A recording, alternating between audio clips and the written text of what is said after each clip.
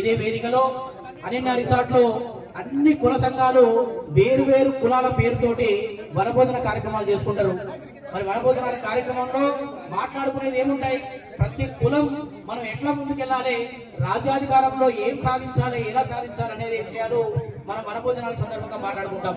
మరి అలాంటి వనభోజనాలు బీసీలో ఉన్న 130 కులాలు ఏకమై ఒక వేదిక మీదకి వచ్చి వనభోజనాలను జరుపుకునేదే ఈ బీసీ జనభోజనాలు. మరి దీంట్లో మీరు స్లోగన్ చూస్తే మన బలం, రాజ్యాధికారమే మన లక్ష్యం.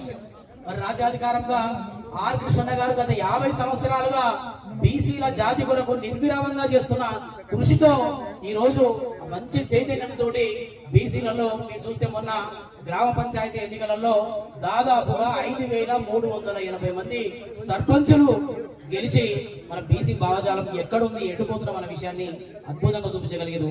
మనం రిజర్వేషన్